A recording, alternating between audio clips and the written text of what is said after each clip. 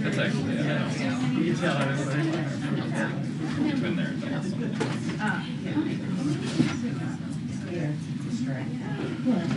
Thank you. I have these ones very similar that I worked with really have holes.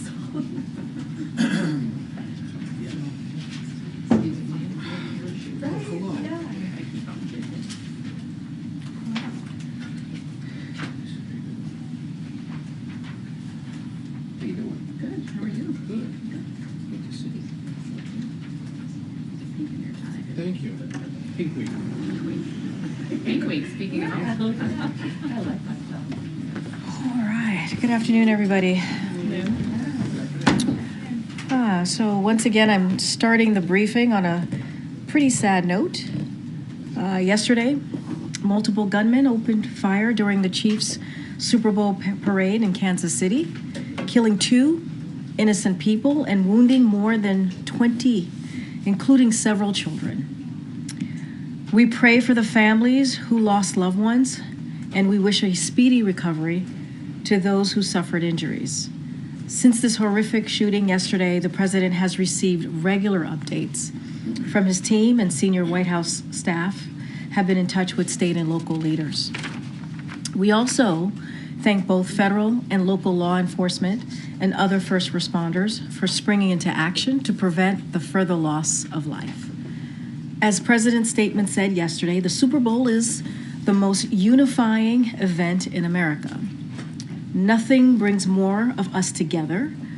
For this celebration to be turned to tragedy yesterday in Kansas City cuts deep in the American souls. But the Kansas City shooting was not only the only deadly shooting in America yesterday. 3 police officers were shot in the line of duty in Washington, D.C., and another school shooting took place at Benjamin Maines High School in Atlanta. Yesterday also marked 6 years since Parkland, and Tuesday marked 1 year since the shooting at Michigan State University. We've now had more mass shootings in 2024 than there have been days in the year. Gotta think about that one.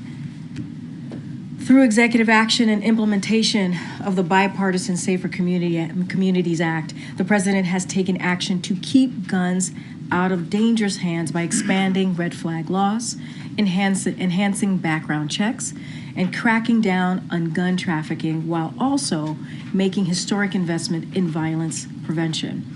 But as we all know, it is not enough. Congress must act. Congress needs to act. And it is shameful that we have not seen more action on this.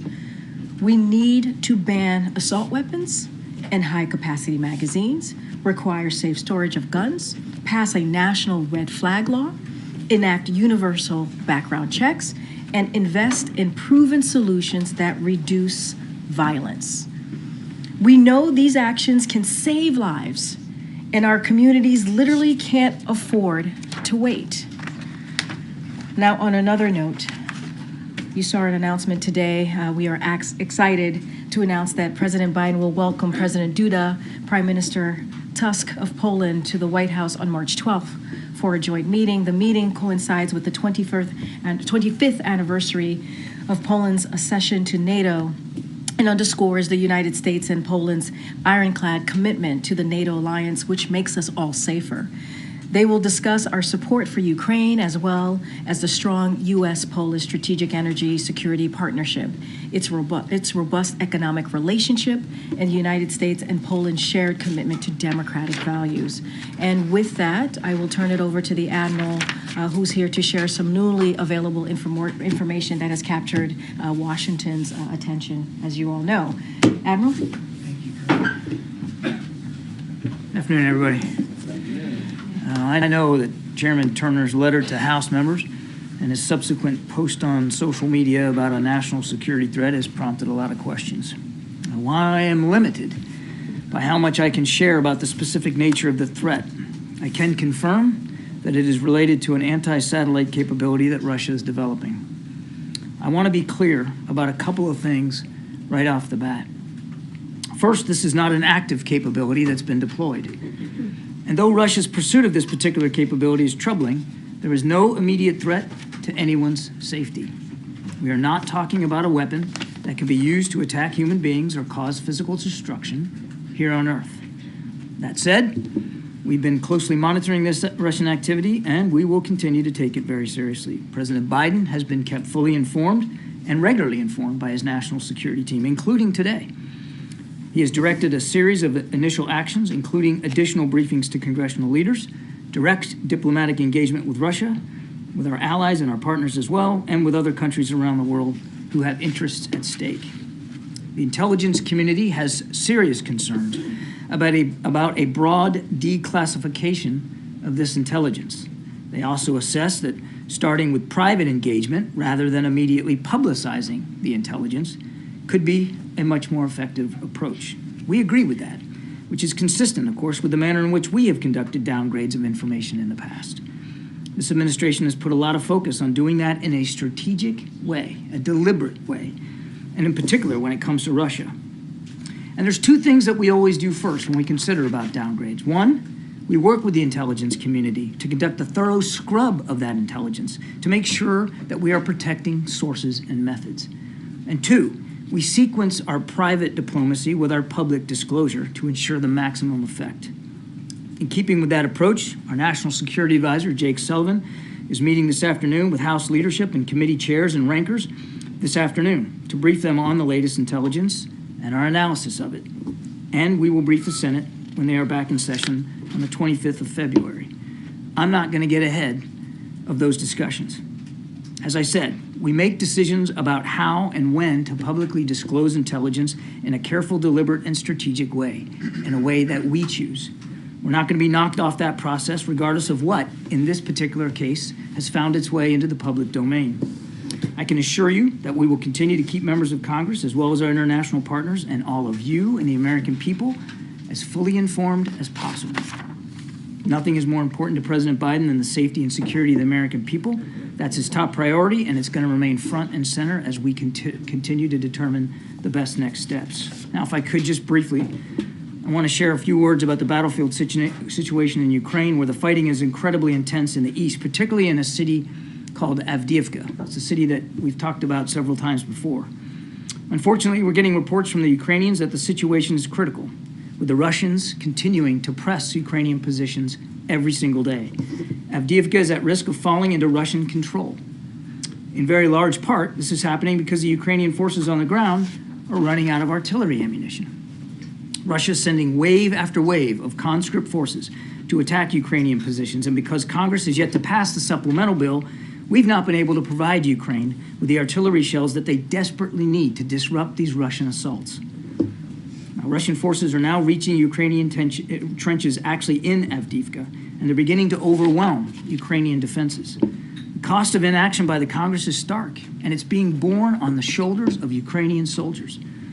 We need Congress to pass the National Security Supplemental Bill without further delay. If House Republicans do not act soon, what is happening in Avdiivka right now could very well happen elsewhere along that front. So again, we need Congress to act right away. Questions? Thank you. Addressing the matter that you addressed in your topper, can you address whether the United States has the capability to defend against the Russian anti-satellite system that they're developing? I would tell you that this is still it's still a capability they're developing. We are still analyzing the information that's available to that. I would not speak definitively about our strategic deterrent capabilities one way or the other. We don't talk about that publicly. But we're taking this potential threat very, very seriously, and we are examining what the best next steps are and what our options might be. I want to reiterate, it is not an active capability, and it has not yet been deployed. Thank you, Admiral. When was the president first informed of this threat, and what's been his level of interest or concern? I don't have a specific date on the calendar. He has been kept informed throughout, and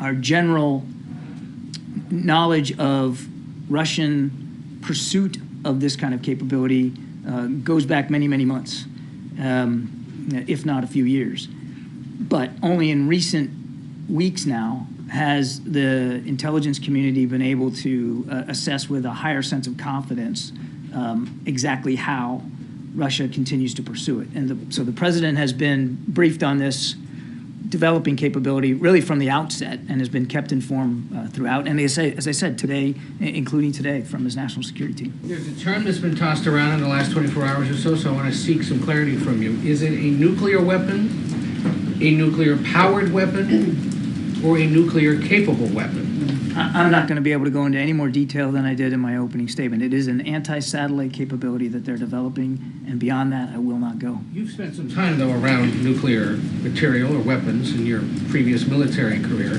What the heck is nuclear capable? What is nuclear capable?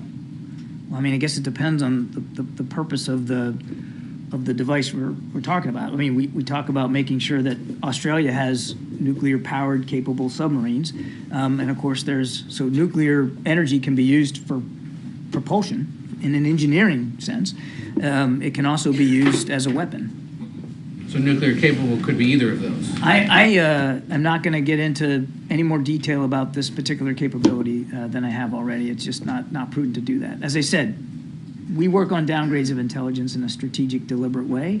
We're not going to get knocked off that approach, regardless of what's out there. Thanks, Karine. Thank you, John.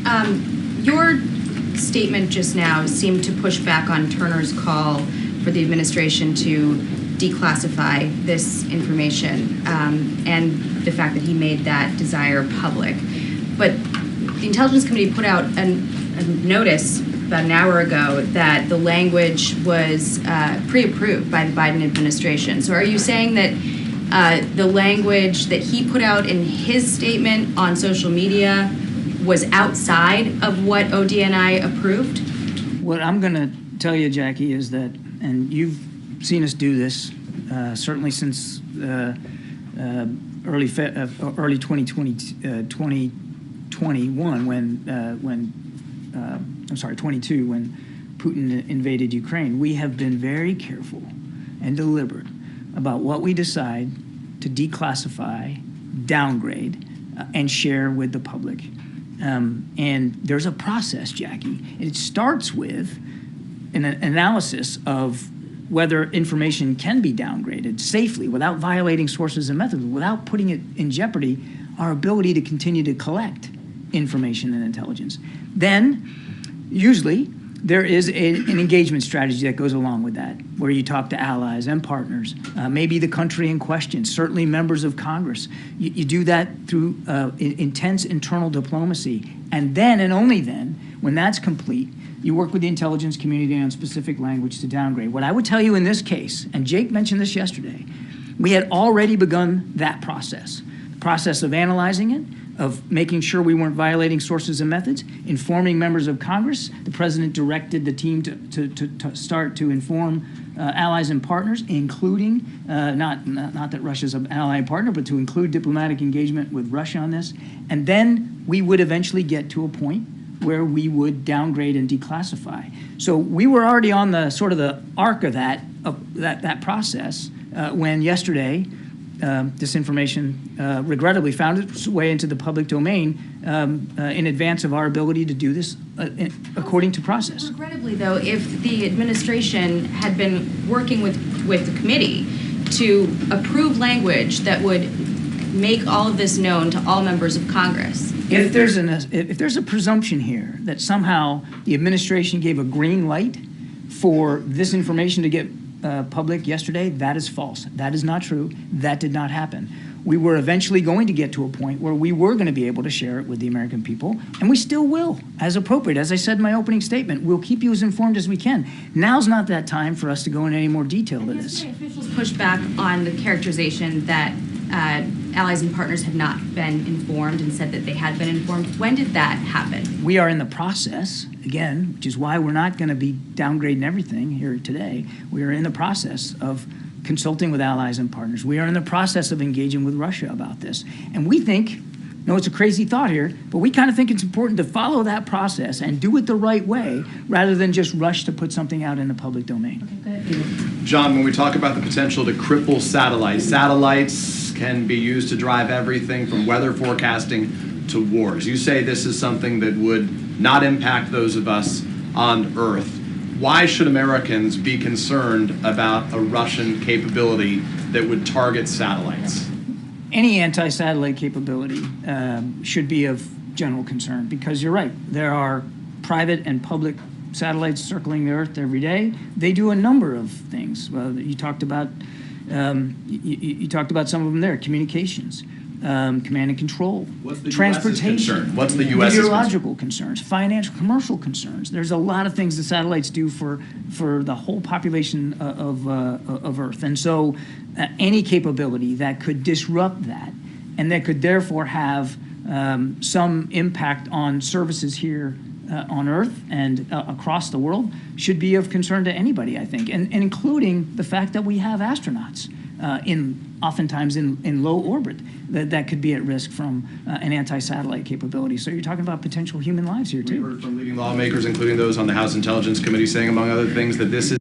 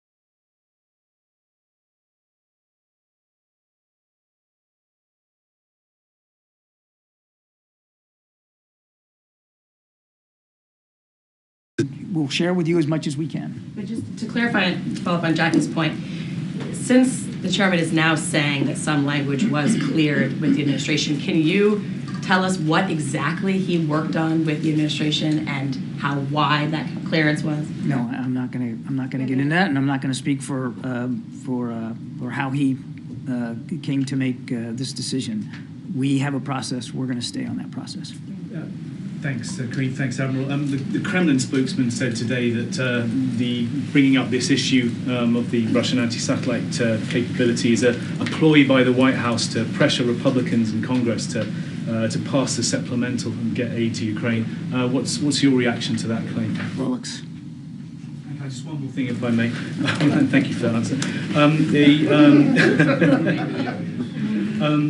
Last night, the leaders of Australia, Canada, and New Zealand issued a statement warning Israel against any offensive in Rafah, saying it could be devastating and catastrophic. These are some of the closest U.S. allies and part of the Five Eyes group, obviously. Can you tell us why the United States thinks differently to them and still feels that it's possible that Israel can offer that may be able to offer a credible plan for an offensive that can protect civilians? I don't see a whole heck of a lot of gap between what they've been saying and what we've been saying. I mean, I can't speak for them. I can just tell you that we continue to believe that under the current circumstances, without a credible plan, as the president said, to account for the more than 1 million Palestinians that are down in Rafah, make sure that they have a place where they can be safe and secure and out of harm's way. Without that credible plan, a major operation in Rafah would be a disaster. We agree with that. And we're continuing to talk to our Israeli counterparts about what that plan might look like. Okay. John, thank you. Going back to what you were saying to Peter about satellites, life as we know it revolves around satellites, and it sounds like something would be greatly impacted or even gravely if these satellites were attacked. When and how and why would the national security threat right now go up higher if something begins to move in a different direction? Can you tell us when that and why would it go up higher? It's difficult to answer that question at this point when we're talking about a capability that we don't believe is active and not deployed. We will engage directly. We plan to engage directly with the Russians about this, and as well as allies and partners. And as I said, we'll continue to work through what our next steps and our approaches might be. I don't want to minimize the potential here for disruption should there be an anti-satellite capability of any significance. It could affect services here on Earth. There's no question about that. That's why we are taking this so seriously.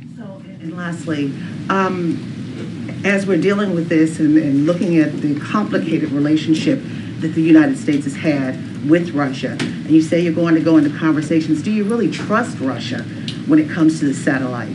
There's no issue of, it's not about trusting. And I think our record on dealing with Russia appropriately, I think, is pretty well established. It's not about blind trust with Russia. In fact, it's quite the opposite. Is it trust but verify? Look, we're not in a position where we're trusting what's coming out of Russia. What they say, we watch what they do, and we analyze what they do, and then we make our own decisions, our own policy decisions about what we're going to do based on their actions or their inactions. Thank you, Karine. John, staying on Russia before I move on to the Indonesian election, but on a slightly different track. Vladimir Putin said that a Biden administration would be more stable and better than a Trump administration. Your reaction? I think Mr. Biden, I think Mr. Putin knows very well what this administration has been doing to counter Russia's malign influence around the world, and certainly what they've been doing inside Ukraine. We've demonstrated over and over and over again how willing we are to push back on what Russia's doing, again, particularly in Ukraine. And Mr. Putin should just stay out of our elections. And on the Indonesian election, the candidate Prabowo Subianto has claimed victory.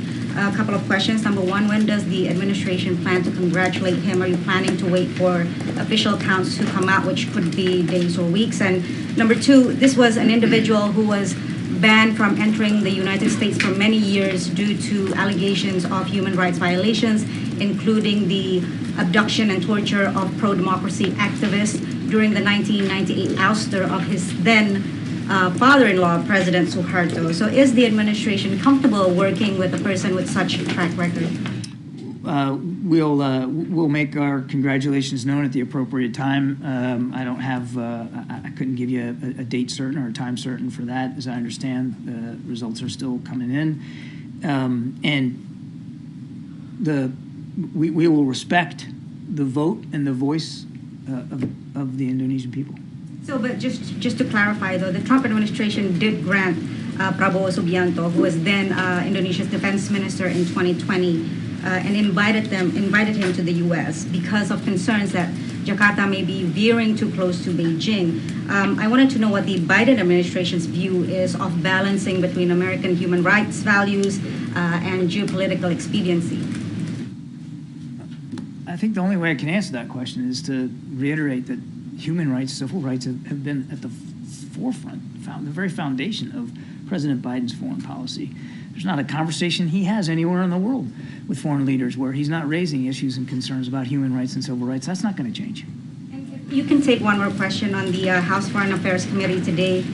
hearing today on the Afghanistan withdrawal, accusing the Biden administration of reinventing the Doha Agreement and creating conditions that are ripe for a Taliban takeover. Could you give a reaction? We have talked and briefed at great length about the situation we found ourselves in when we came into office, and a Doha agreement that was agreed to by the previous administration. I would point you to every public comment and testimony that we have done before. I don't think I need to relitigate that. The president was faced with a stark choice given the decisions that President Trump made about exiting Afghanistan. So Martin Griffiths, the UN aid agency chief, today said in an interview with Sky News that Hamas is not a terrorist organization. He later clarified that it is not on the list of groups that the United Nations has of terrorist organizations. What's the word from Washington and from the White House about those comments by Martin Griffiths? Hamas is a terrorist organization. We've said so. It is. It just is. And you don't have to look any further than what they did on the 7th of October to see it in stark terms. And my goodness, take a look at their manifesto, even the one that's so-called watered down in 2017. There's no doubt they just want to wipe Israel off the face of the map. This is a terrorist organization, pure and simple, period. Is it helpful? I mean, do you find that, have you reached out to Griffiths to... I'm not aware that we've done any reaching out, nor do I think we need to. We have made very clear our views of what Hamas is. Okay, and then I just wanted to follow up. Israel's finance minister has ordered these flour shipments not to go into Gaza because they were going through UNRWA. Over the weekend, a senior administration official said that there was hope that those flour shipments, including a very large U.S. shipment, could actually be delivered. It would feed something like 1.4 million Gazans over 6 months. What is the status of that, and what can you do to ensure that those shipments get in? I wish I could tell you that flour is moving in, but I can't do that right now. And all I can tell you is that it's absolutely critical as a staple for the Palestinian people, and we're going to keep working with our Israeli counterparts to see if we can get that port open to that flour. It's absolutely vital. They committed to allowing it in. We want to make sure that happens. Did Netanyahu assure the president over the weekend that that was going to happen? I don't have anything specific from the call that they had about that particular issue, but believe me, we're mindful of the comments made by members of the cabinet about flour in the Ashdod port, and we are working it very, very hard. It's critical that that flour get to people in need. And then just one more on the anti-satellite weapon capability. So in 2007, the Chinese destroyed a satellite on orbit, smothered into many, distributing a lot of debris. At that point, there was a demonstration of a U.S. anti-satellite capability that was ground-based, basically using a weapon on the ground to destroy a satellite that was going to be falling to Earth that posed some danger. Can you say whether the weapon, the new capability that the Russians have developed, is in fact space-based, or does it involve some test of a weapon that is based on the ground? It would be it would be space-based, and it would be a violation of the Outer Space Treaty, to which more than 130 countries have signed up to, including Russia. If I could circle back to the direct diplomatic engagement, has that contact actually been made now with Russia? On what level are these conversations? We are in the process of that. On what level is it? With state, with defense? We've reached out to we reached out to the Russian side, but we have not secured actual conversations at this point. And then you talk a lot about when you're thinking about declassification that you need to be concerned about not revealing sources and methods. The way that this was rolled out yesterday, is there any concern that sources and methods have already been compromised? We're asking ourselves that very question right now because we want to be able to make sure we're not, or that in any way, shape, or form anyone could potentially compromise sources and methods. So we're working our way through that analysis right now with the intelligence community. And if I could, really quickly on Israel, it's our understanding that the CIA Director, Bill Burns, traveled to Israel to meet with Netanyahu today. What was his message to him? I make it a golden rule not to speak to the CIA Director's travel. I'd have to refer you to his staff on that. But I will tell you, just in general speaking, I'm not going to talk about his travel, but he has been very deeply involved in helping us with the hostage deal negotiations, and that work will continue. And we are very much shoulder to the wheel to see if we can get something done. Good, Michael. John, you said that the administration is in the process of reaching out to Russia about this issue. I'm just wondering if Chairman Turner's actions in any way complicates those discussions for you, makes it more difficult. We'll have to see. In the back, way in the back. Thank you, Karine. I have two questions for you, John, on Polish leaders' visit to the White House next month. On March 12, 1999, 3 countries were admitted to NATO: Poland, Czech Republic, and Hungary. Why President Biden invited only leaders from Poland? And the second question, why he invited both leaders, the Prime Minister and the President?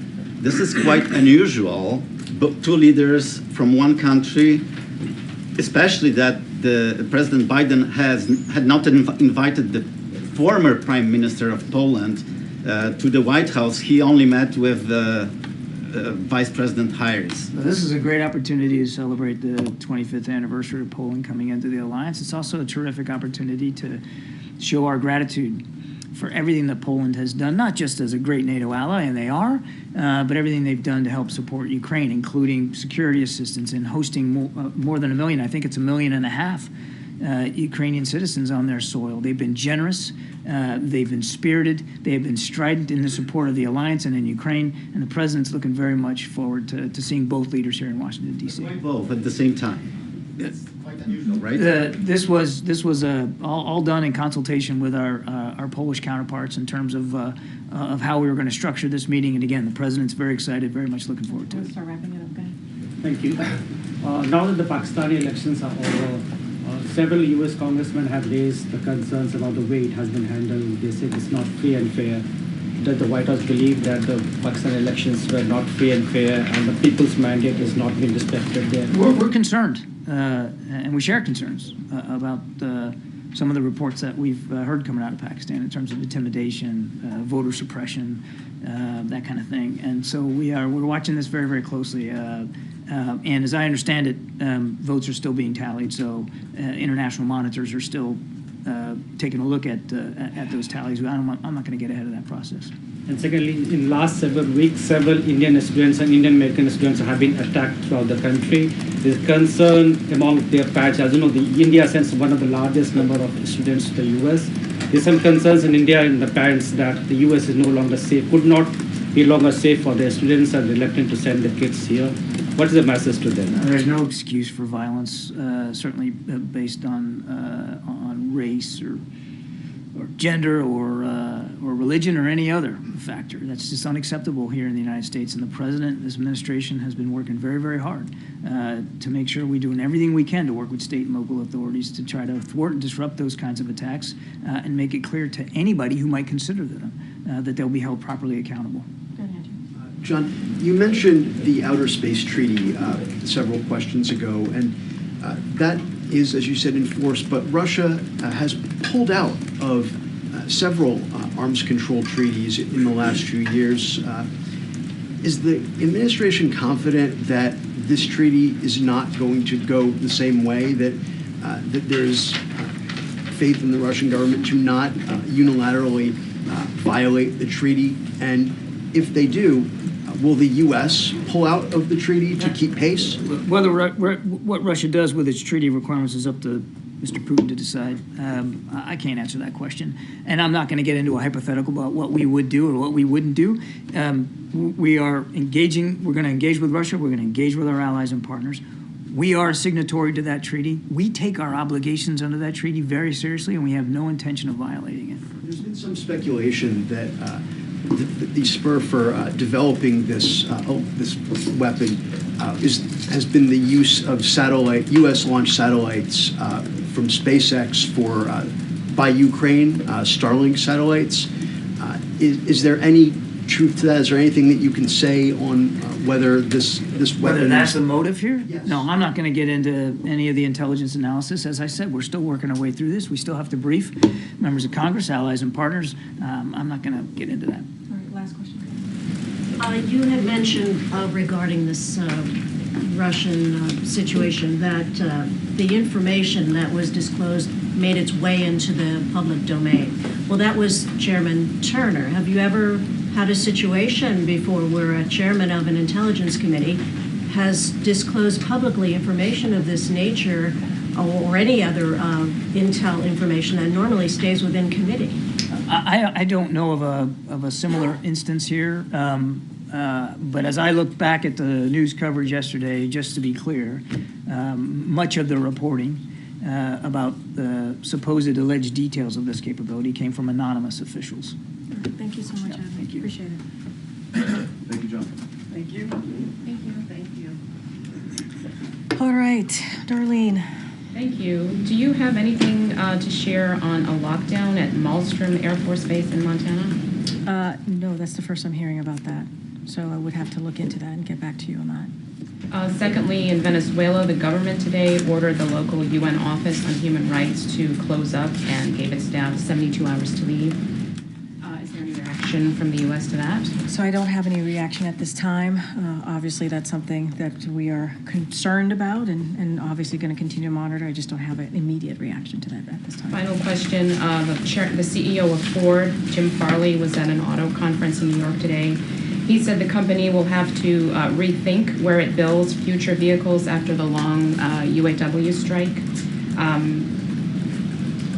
Could this be a downside of union negotiating such a big contract? And is there anything the White House or the U.S. can do to keep jobs from moving south? He's talking about moving auto manufacturing out of the U.S. after the UAW strike. Let me just say that the president takes that very seriously. That's one of the reasons, if you think about the Chips and Science Act and other legislation that, historic pieces of legislation that the president has been able to get passed, and obviously he signed into law, bringing manufacturing back to the U.S., creating more than 800,000 manufacturing jobs under this administration, obviously is something that he takes really seriously. He believes in Made in America. He believes in investing in America. So always we're going to do everything that we can to make sure that continues. As it relates to the beginning of your question, the president is a union guy. He believes that collective bargaining is the right of union workers. He believes that it is important, just like the UAW was able to, they were able to negotiate for their historic contract. They should be able to that. They should be able to ask for better benefits and better wages, And so that is something that the president is always going to speak for and is going to stand up for. You hear him say this all the time. Unions build the middle class, and he believes that. And as it relates to manufacturing, he has proven through Chips and Science Act and other, as I mentioned, other policies out there, that bringing back manufacturing here into the U.S. is important. It's critical. Creating good-paying jobs here in the U.S. is important. It's critical. We have to build an economy from the bottom up, middle out. Thanks, appreciate it. We've seen estimates from some experts that the new policy announced by the Department of Ed opening up the possibility of debt relief for borrowers could reach actually tens of millions of borrowers. But it could still be a while off, still in the rule-making phase, potentially more lawsuits. So what's your message to borrowers right now? We're looking at this news. How should they be looking at this process? Can they get their hopes up? So look, I'm not going to get ahead of commenting on what CBO is going to say. I'm not going to do any projection from here. The president has been very clear. It's kind of in line of what I said to Darlene about the importance for fighting for Americans, the importance of making sure that we give them a little breathing room. That's what the president believes. And when it comes to his student debt relief, that is that. We see there are families across the country that's crushed by student debt. And that shouldn't be, and it prevents them. It prevents them from moving forward with buying a home, starting a family. And so it is important that the president believes that it's important that we do everything that we can to do that. He has launched the most affordable income-driven repayment plan ever. That's important, and he'll continue to fight to deliver, to give relief to borrowers across the country. So that's not going to stop him. I hope that's what Americans continue to hear, that he's going to do everything that he can to make sure that we give Americans a little bit more breathing room. How confident is the White House that this new rulemaking approach will hold up in court? So look, we believe that this will stand up in court. We believe that that's one of the reasons why, obviously, the Department of Education published this new proposed regulatory text, and so we're very confident. We're very confident that will occur, but it's not going to stop the president trying to figure out more ways to continue to make sure we give relief to borrowers across the country. And last, can you just tell us any more about what we should expect to see tomorrow when the president visits East Palestine? No, it's a good question. Obviously, we'll have more to share later today as we put out the daily guidance. As you know, and I've stated this before, the president, as you all know, is going to go to East Palestine, obviously, but he is going at the invite of the mayor. The president's going to hear directly from the people of East Palestine. This is a trip that he has been wanting to make, but wanted to make sure that it was the right time to do. Obviously, when the derailment happened, the federal agencies were on the ground within hours, and many of them have continued to be there, whether it's the EPA or FEMA. And so that's what you're going to see. We'll have more details to share later today, but you will see a president that goes out there, whether it's a red state, blue state, urban America, rural America, to hear and make sure that he is a president for all, especially when they're dealing with this awful event that happens specifically in this community. And look, one of the things that we've heard from this community, they do not want to be just known for one event, right? But at the same time, we have to be there for them. We have to hold Norfolk Suffolk accountable, which is what we're going to do. The Department of Transportation obviously continues to do that, and he will be on the ground and he will hear directly from the community. Get on, Jerry. Karine, so I just wanted to follow up on the Kansas City Chiefs shooting. Yeah. Does the president, he's often gone to the site of shootings, is he planning to go to Kansas City to sort of grieve with the people there in person? And well, what I could say is obviously, let me just say, and I've already offered up our prayers for the families who lost their loved ones, and to the victims obviously as well. Many of them are children. And it is one thing I can say for sure is the president is devastated by this and also frustrated. It is frustrating to continue to talk about and for him to put out a statement, or for me even, and I'm sure for all of you, to cover another shooting. And this gun violence epidemic is really destroying our communities. It's having an effect on our communities, and he is going to do everything that he can to continue to move forward with protecting our communities. But Congress needs to act. Congress needs to act. This is a president that has taken 24 executive actions on this particular issue. Obviously, we passed a historic piece of legislation in a bipartisan way just about 2 years ago. It is time for Congress to do more. We need them to do more. As it relates to travel to Kansas City, I don't have anything to read out to you at this time or anything to announce, but yes, it's important to go to the communities when it's needed, obviously when they have had such tragedy. But what is also important is Congress needs to act. This cannot continue. We cannot continue to see this epidemic. As I mentioned, several children were part of this shooting. When you hear that gun violence is the #1 killer of our kids here in the U.S., that's not okay. On that issue, is the president planning to speak to the victims or the families of the survivors? And then I have another quick question. No, totally understand. Look, don't have anything to read out on that. The president is keeping regularly updated by his team. Obviously, they're going to continue their investigation on the ground, and we're offering all support needed to law enforcement and also obviously the community. But again, this is something, it is incredibly frustrating. It is incredibly frustrating. We need to see more here. We need to see more from Congress. Okay. Sorry, can you also confirm Dalip Singh is returning to the White House? Dalip Singh, the... I can't confirm that. I don't have anything for you on that. Yeah, you might know more than I do, actually. Quick Kansas City clarification. You couldn't hear what she said. What did she ask? Dalip Singh. She asked if Dalip Singh has come back to the White House. I just don't have anything. Or is coming back. I just don't have anything for you. I don't have anything for you. Quick clarification on what you said about Kansas City at the beginning, because I've heard from a few people who were watching live as you said it. And according to the transcript, you said 2 people have died. The reports are 1. Did you know? Well, do you have different information? I did not know. I have different information. From what I've been told from the team, the number that we have is 2. And I can go back to make sure, but that is what I've been told from the team. Okay. Yeah. That's a different Totally That's understand definitely that, totally understand, and I'm happy to make sure, to clarify that for all of you, but that is what I was told from my team. Okay, no problem. So tomorrow marks 1 year since the president's last physical. So can you give us any type of sense of timing for when the next physical will be? It will happen. I don't have a timeline for you. It will happen. End of month? I don't have a timeline. It will happen, and like we have done in the last 2 years, it will be transparent. We will have a memo for all of you. I just don't have anything for you at this time. It will happen. And last year, you gave us about a 2 weeks notice. On February 1st, you told us it would be February 16th. So should we anticipate that you're going to give us that amount? I will double check with the team on this. I don't have a timeline for you at this time, so just don't want to get ahead of what's going on, obviously, with the team. So I just don't have anything more to share at this time. But he will have one. He will have it. He will have obviously a physical. We will be transparent, just like we have been in the last 2 years, and we obviously will provide his health records and all of the information as we've done in the last 2 years. So, okay. Yeah, on Tuesday, President Biden came out and he said, "I'm not going to answer your questions today. I will answer them tomorrow and the day after." Yeah. What was he talking about? Well, he was outside yesterday and he took questions from some of you. And what about today? Today, I don't have anything to share on that beyond what you all know. Don't have anything to add on his public schedule. Okay, and at the risk of tripping over the Hatch Act. Is that what I do? Trip over the Hatch Act? No, I'm all over it for you.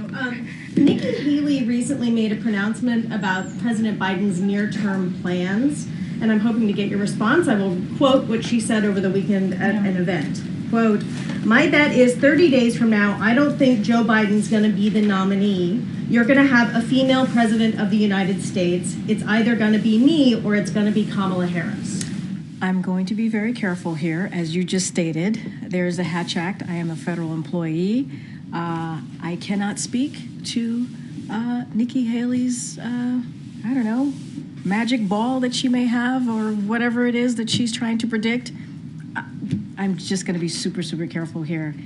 And the president is obviously, you know his intentions for 2024. I'm just going to be very mindful.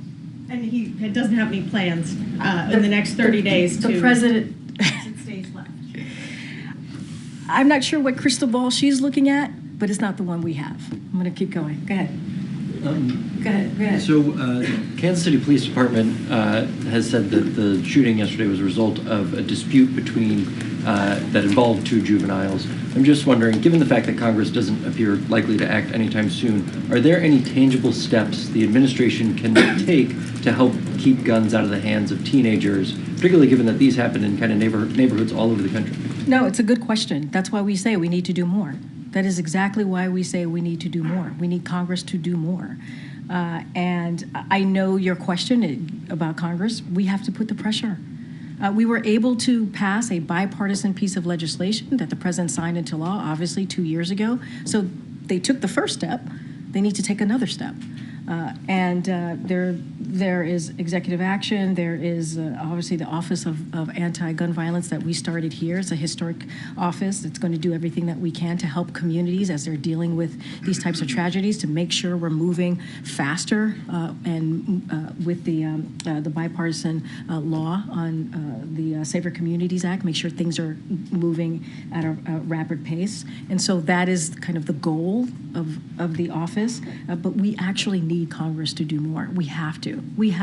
And we have to put the pressure on them to do that. If I'm not mistaken, it's already illegal in most places for people under 18 to have guns. Is this an enforcement issue? Is it that law enforcement needs to step up to get guns I mean, look, there are many issues, right? Obviously, law enforcement issues. There are many issues that need to be addressed, and that's why federal legislation is important to this as well.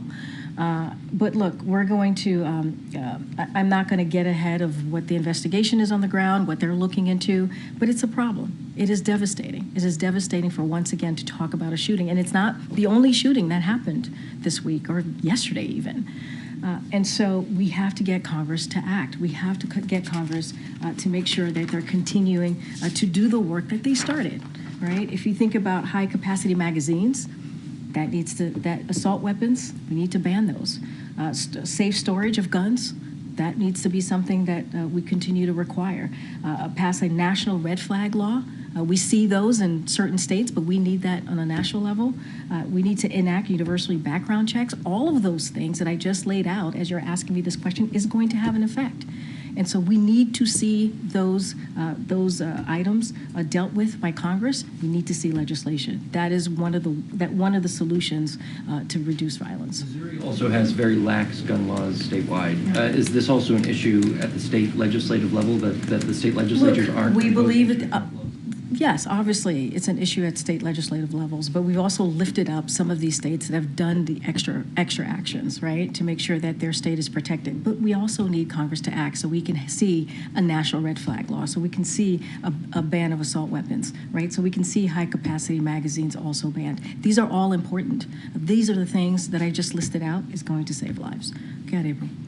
On that subject, as you're passionate from the podium about this, and this is an election year, do you expect the president to lean in to push Congress to act on gun legislation, gun reform, etc., leaning in on a consistent basis this year?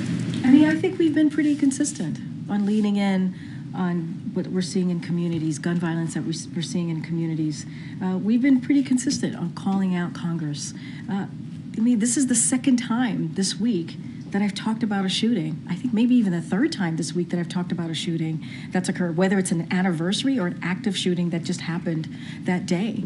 And every time I'm at the podium, every time I talk about these devastating events, I talk about what the president has done, I talk about what he's been able to do with Congress, and I've talked about what are the next steps.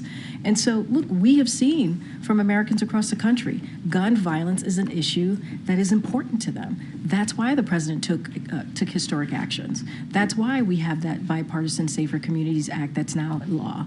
Those things are important, but we need to do more. We need to do more, and that is for Congress to do more. Can you imagine the first 2 years of the president's administration, he did more than 24 actions? That's unheard of. But that also shows you how committed he is to trying to stop this epidemic. If that doesn't show commitment from this president, I don't know what else. And then having bipartisan conversation to pass the first anti-gun violence law in 30 years. I think the president has shown his commitment to this issue. What we need is Congress to take another step with us. Is this the third rail issue during the presidential election season, you think, for the president? A third rail issue in what way? Meaning it's polarizing. The gun issue is it's a very sensitive issue. You have Republicans and the gun lobby who will go drastic, against him. But look, we were able to do bipartisan legislation, right? Almost 2 years ago. We were able to do that. So obviously we have their attention. Obviously there's some care about what's happening in our communities. But we need to get them to take a step further, right? The gun lobbies cannot own this.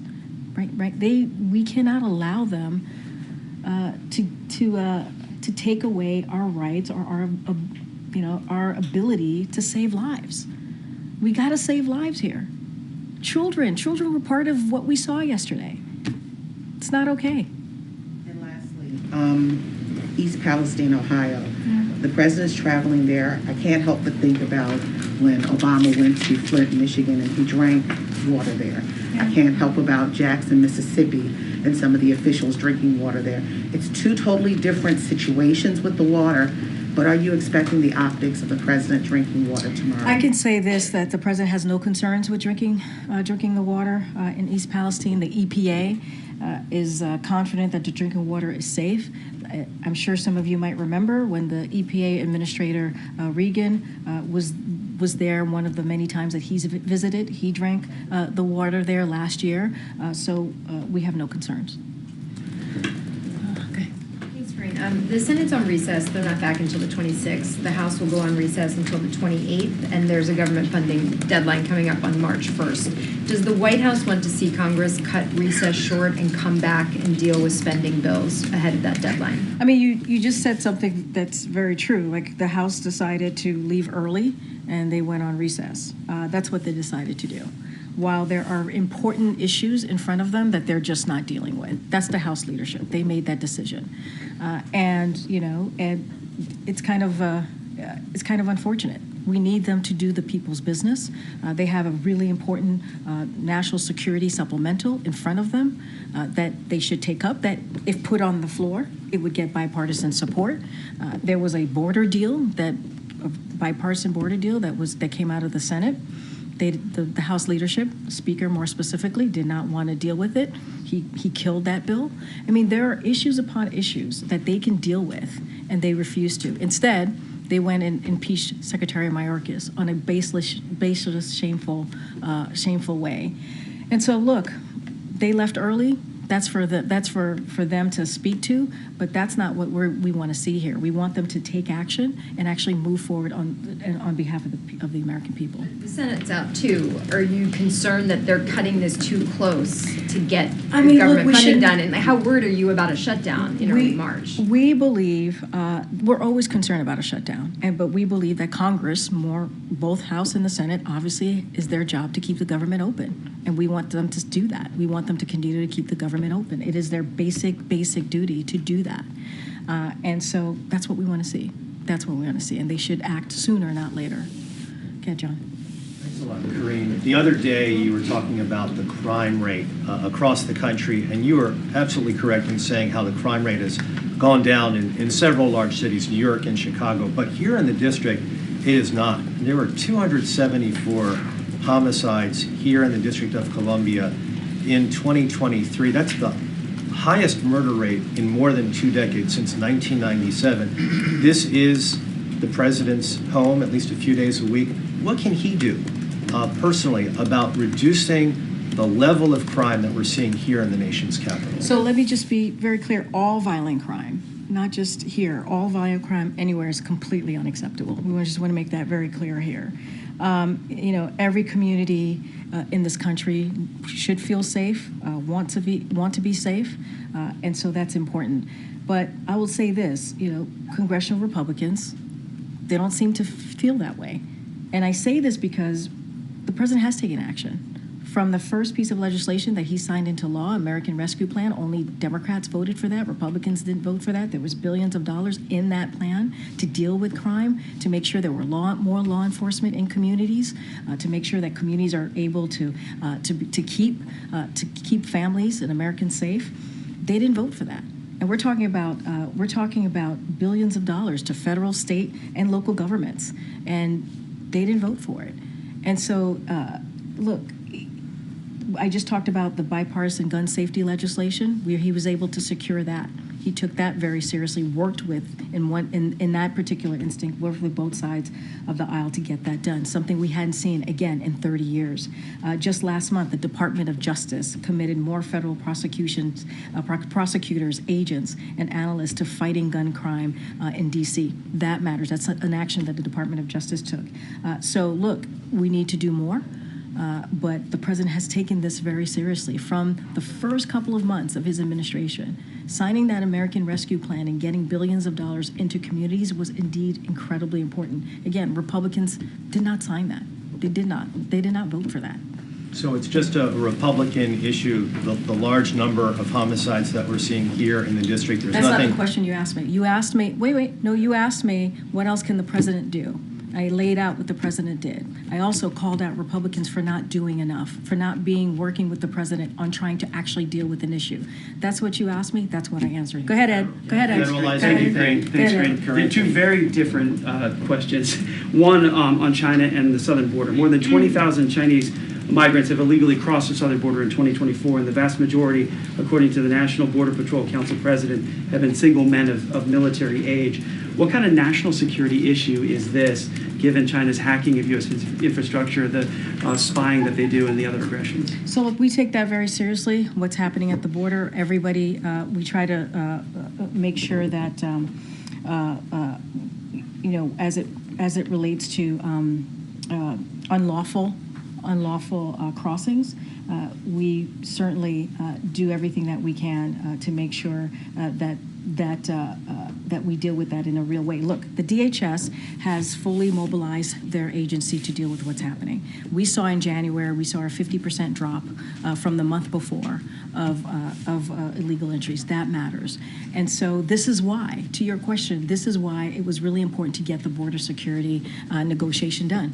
We understand there's a challenge at the border. We understand we need to do more. We understand that there's an immigration system that has been broken for decades. We had a bipartisan agreement. We wanted Congress in the House to pass that, to move that forward, and they didn't. And so DHS is fully mobilized, is doing, since May of last year, they have been able to remove more than 500,000 illegal crossing. And so that is something that they're going to continue to work really hard. The president has added more CBP, more patrol officers on the border, but we need more. We understand we need more. And on the student loans things you did, the CBO director testified on Capitol Hill yesterday saying that the fiscal policy currently is unsustainable. Then he went on to say that the changes to the SAVE program for forgiving more student loan debt would cost taxpayers more than $100 billion. Why is it worth all taxpayers to burden this cost? So look, I'm not going to get ahead of a CBO projection. I'm just going to be really careful here. What the president has said over and over again, and I just went back and forth with one of your colleagues on this, he wants to make sure that we give Americans a little bit more breathing room. That is important to this president. We understand what student loans do for families. It crushes families. It crushes Americans. So he wants to continue to do everything that we can to make sure that they have that breathing room. And so it's not going to stop him. And we believe the actions that we take, I think that's one of the questions that I got from your colleagues, we believe that it has legal standing so that we can move forward with them. But look, it is an important issue. It is an issue that Americans care about, and we're just not going to stop moving forward on that. Thanks, Karine. Okay, all right. Bye, everybody. I'll see you on the road, whoever's going to Ohio with us.